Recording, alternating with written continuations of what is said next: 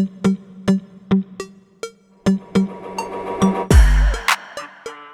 this is Diana. This is my Trailblazers of the Universe YouTube channel. On my channel, I'm helping you fearlessly and unapologetically live your best, most authentic life. I'm helping you break through your barriers and transcend any limitations you may have. If that sounds good to you, make sure to hit those like and subscribe buttons. So today's video is a message for empaths. So the message is, don't go backwards to make others feel comfortable.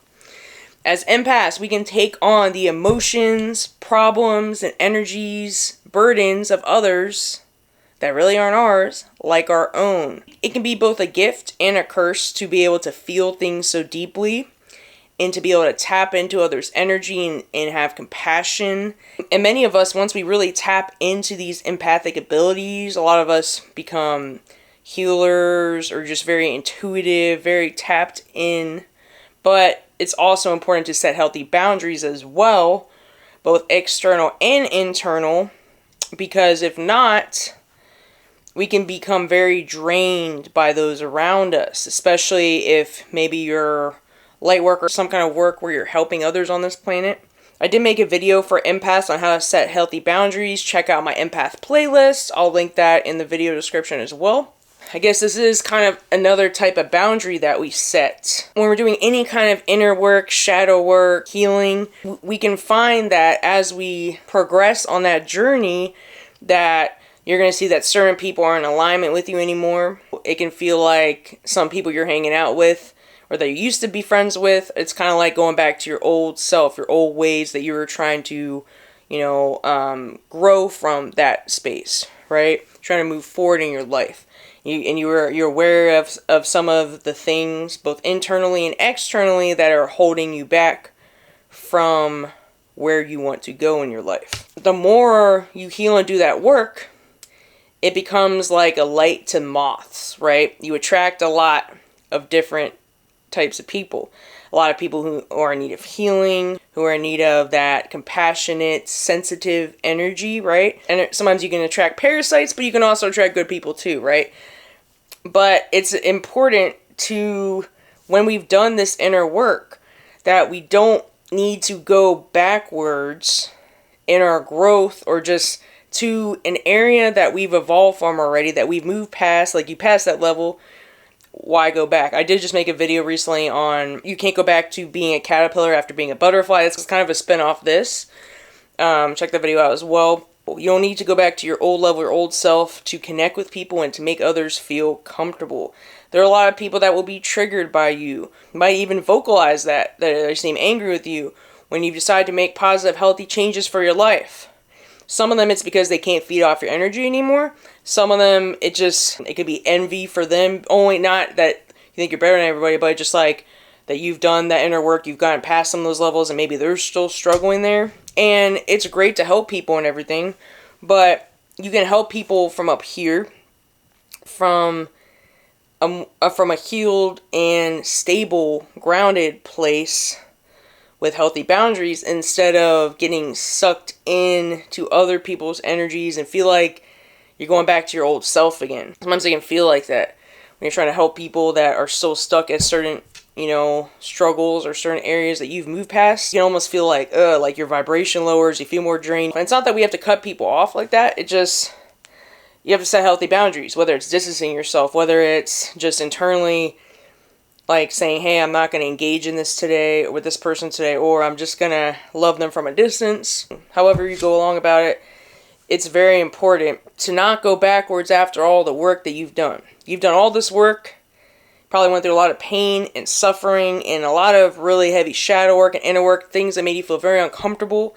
And we don't need to let one person bring us back. Some people I really believe are there to kind of test you. Are you going to be this version or not?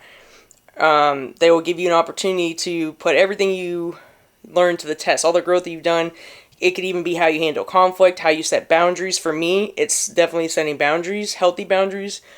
When I have people from my past come up from any aspect, it's usually, for me, it's how I'm communicating the boundary I need to set in a healthy way. Sometimes it's not saying anything at all. Sometimes silence speaks louder than words. It's not your job to make other people feel comfortable. It's not your job save everybody or even take on other people's burdens, you know?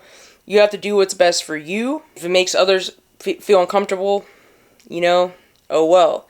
It's really not your problem. They can make different choices too, and they have to go on their own journey. Just like you're going through your own journey now, they have to go through their own journey. And we only experience growth through discomfort. So just like it might be uncomfortable for them to see you doing better or like making healthy changes because they aren't, because they can't feed off of your energy anymore or whatever it is that they're seeking from you, might feel uncomfortable too because maybe you pick up on that. As an empath who's more compassionate and sensitive, you might be picking up on their hurt feelings or them being triggered or some kind of uncomfortable feeling within them. Sometimes it's not even yours. You're more worried about how they're going to feel and hurting them rather than your own well-being.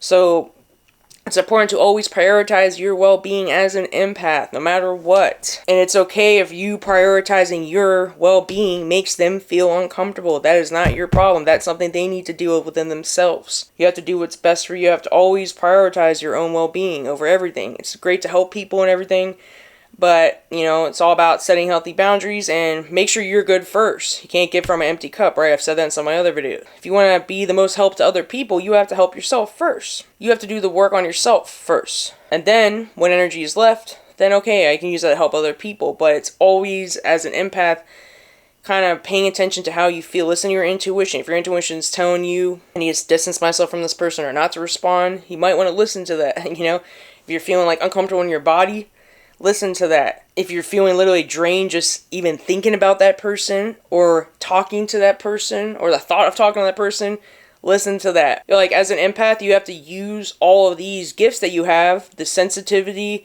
the empathic abilities, the intuitiveness, maybe even psychic abilities, right, to your advantage. So use that as feedback. You have like the extra senses to become your best version and to evolve. And then you can also gauge like how much energy am I giving to this person? How much am I going to talk to this person? How much am I going to help this person? You know, what's needed. And also we want to have reciprocal relationships. We don't want to have relationships where we're always giving, right? And not receiving anything in return, you know? We want it to be reciprocal, like healthy, like you both are bringing something to the table in the friendship or relationship, you know, whether it's just good energy or companionship or compassion or like a listening ear, whatever it is. Just make sure it's reciprocal or these relationships aren't leaving you drained. Allow others to feel uncomfortable, allow others to feel triggered, and just prioritize your well-being. And you should really ask yourself, if you prioritizing your well-being and doing what's best for you is really triggering someone else or bothering someone else, you should really take a look at that and say, why? Why does this person not want what's best for me?